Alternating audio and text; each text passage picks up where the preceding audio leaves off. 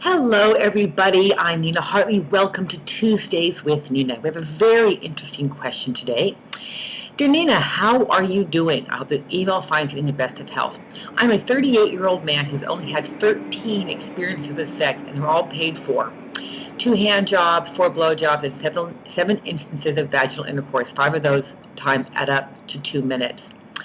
I know I sound too self-conscious, but as someone who's born in India but raised here since 1974, I found talking to women outside of my ethnic group very difficult.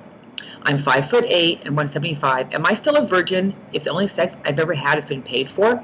Also, if I ever get into a serious relationship, is it possible that the woman may leave me for being bad in bed? If I date an experienced woman and I'm very inexperienced, I feel that I will be less than adequate. Do experienced women like inexperienced men? Please help me with this problem. Do you know if younger experienced women like older inexperienced men? Take care, sincerely. So there's a lot of things going on here. Technically, darling, you are not a virgin because you have had sexual intercourse with a woman, with another person. The length of intercourse does not matter on how much or not a virgin you are. However, because of your inexperience, you are relatively virginal, meaning that you are not super experienced and you haven't had a slate of hot lovers. So the short answer to your question is no, you are not a virgin. Some older experienced women like inexperienced men, and some younger experienced women like inexperienced men, but that often has to do a lot with power exchange. So women who prefer an inexperienced man often do so because they like to be in the power position within the relationship, meaning that both partners know who's really in charge here. What I would recommend to you is to do your own personal homework and learn how to masturbate and pleasure yourself to the extent that you learn how to withstand pleasure for up to 20 minutes at a time before having your orgasm. And that is really, really important because orgasm is a spinal cord reflex, like a sneeze. You tickle, long enough or the right way, achoo, and you sneeze. But we can learn to get some control over that reflex by training our bodies to be more able to handle pleasure without going to the edge of the sneeze, so to speak. And that takes conscious and deliberate masturbation at home on your own time and learning how your whole body likes to be touched, letting your whole body be sexual and sensual and not just have it be only about your penis. Yes, the penis is pretty important, we know that, but it's not everything when it comes to sex. A quality partner is going to want your feelings. He's going to want a relationship with you. And there are plenty of women out there now who are also inexperienced and wondering, are they going to be laughed at by a partner? So when you do talk to women or you are looking for women, look in places where less experienced people are likely to be. I don't know if you're a member of a faith community, but often in this country, of course, often women who are Christian prefer to have little or no sexual experience before marriage, and so they would not look at you askance because that's what they're going to be as well. I don't know, and you say you're from India, I don't know if you want to date women in your ethnic group or your own faith community, and they probably have similar values as you do regarding sex and sexuality and the proper place of it. In the meantime, more than paying for sex, I would start paying for therapeutic full body massage, non-sexual, no happy ending, just having a woman touch your body caringly in a non-sexual manner to get you comfortable with your entire body from head to foot, all of your skin. Our skin is our largest organ, and it's through our skin that we experience the world, and certainly through our skin that we experience our lovers. And so being comfortable with being touched in a non-sexual manner is a great stepping stone to learning how to be comfortable being touched in a sexual manner.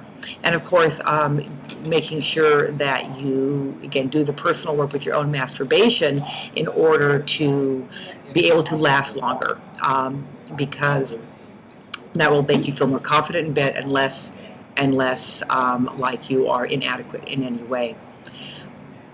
If a woman is quality woman and you have a good heart connection and a good mental connection and you share your values and you share your goals in life, any quality person who loves you and whom you love back will be willing to learn to be sexual with you. Most people want to be monogamous, and so it'll be up to you and your future partner to develop together what sex life you're going to have. And over time, because you are inexperienced, everything's going to be new to you, and everything's going to be exciting to you, and you will happily take her lead in these things. And some women do like a partner who will let her take the lead, or let her have ideas. So this is not a bad thing. And there are plenty of American women who would love to have a caring, considerate, romantic partner such as yourself, and will be looking past the relative inexperience and to the man within. And if any person is so rude and inconsiderate as to tease you or make you feel badly for being less experienced, you know that she is not a nice person, and you should lose her number, as we say, and just forget about her. Anybody with whom we're going to be sexual first needs to be kind. We have to like them. And since you are socially a little bit shy, I would look for potential partners in places that cater to shy people. Book clubs and art classes and dating sites. I mean, I've never been on a dating site, but if you ever do go on one, don't lie about it. Just say, who and what you are, what you have to offer, and that you're not very experienced, and you're either seeking same, meaning you can both, as inexperienced people, develop experience together, which is very sweet and romantic, or a partner who likes having an inexperienced man and whom she can teach to please her just the way she likes it, and you have no bad habits. But one habit that you will be well advised to develop is learning how to maintain an erection and be happy for at least 20 minutes at a time. And I'd also practice masturbating with condoms on, as well as with your bare penis, because certainly in an early stage of relationship, when that happens, she'll be wanting you to use a condom. And it's the more comfortable you are and your body is and your penis is with different kinds of stimulation, the better for you. The more versatile you will be.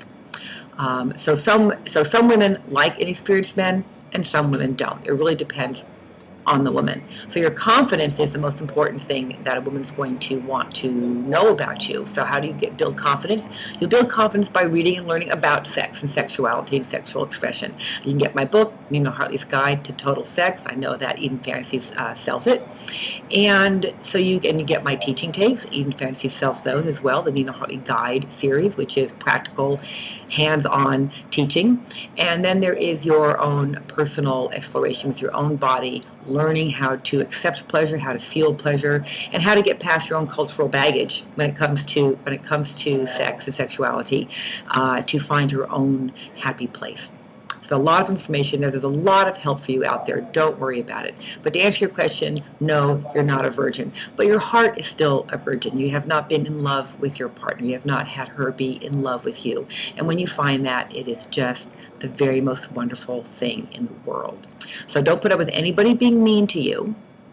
Don't be embarrassed about your lack of experience. It's perfectly okay. Plenty of women like shy guys. I see plenty of couples where she is the social one, she is the one out there in front, and he is her quiet support and most ardent and happy audience, an audience of one. And I know many couples who are like that. So there's somebody out there who's just right for you. I know that you will find her. Please send all of your questions to tuesdayswithnina@gmail.com, and the wonderful Miss Victoria will send them on to me. Until next week, have fun.